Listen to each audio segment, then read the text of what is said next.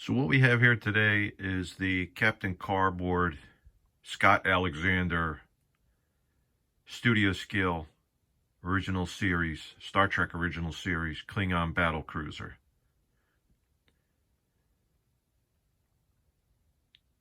What I did was I contacted Gary Kerr, and so part of the fun for me, your mileage may vary of course, but part of the fun and most of the fun for me is the research involved in getting these things to look like the actual filming miniature.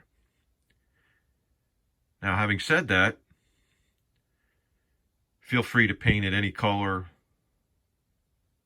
any paint scheme that you feel that you want to do that promotes enjoyment for the hobby for you.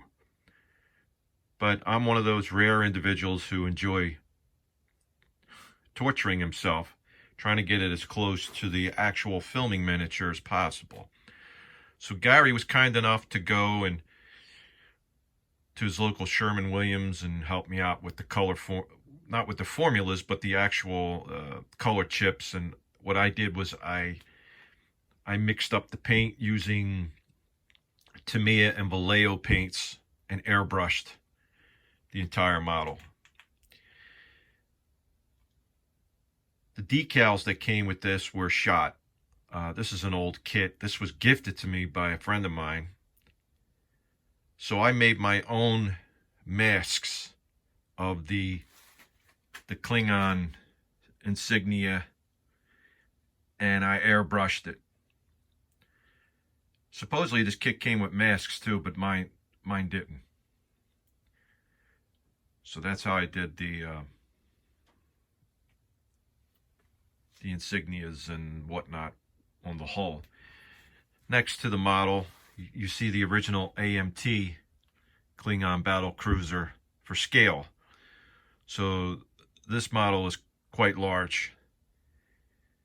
It's a little bigger than the 1/350 scale Star Trek The Motion Picture Klingon Battlecruiser, which is, of course, much more detailed.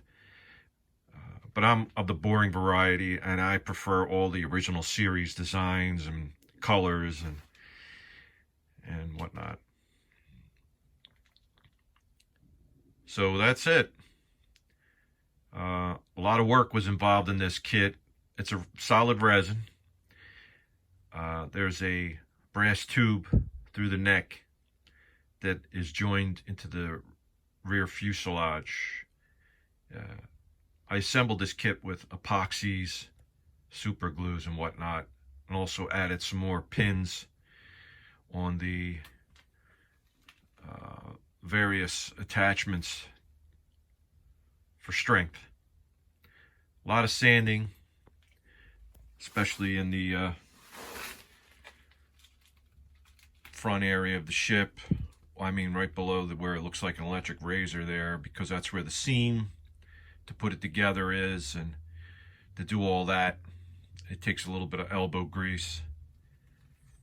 But until round 2 comes out with their own 1/350 scale original series Klingon cruiser, this was the best. And I was fortunate that my friend had gifted this to me, because I really like the design. Anything from the original series is what I like. So that's it. Not much else to say here. No lights. Why is there no lights? Well, or I should say correctly, why are there no lights? Well, again, your mileage may vary. Feel free to do what you want.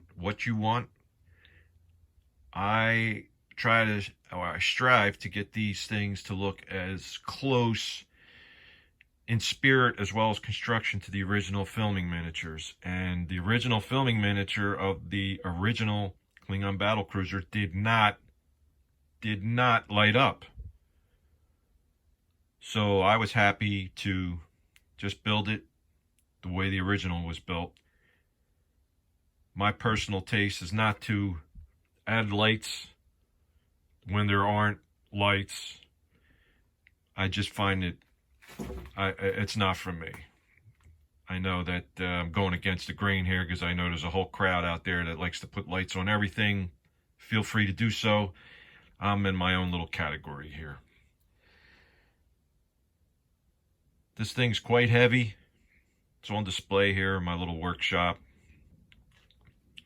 And again, if round 2 comes out with their own version of the kit, I'll be sure to pick that up as well. But for now, I'm fortunate enough to have this Captain Cardboard, aka by the gentleman by the name of Scott Alexander. These are long out of production.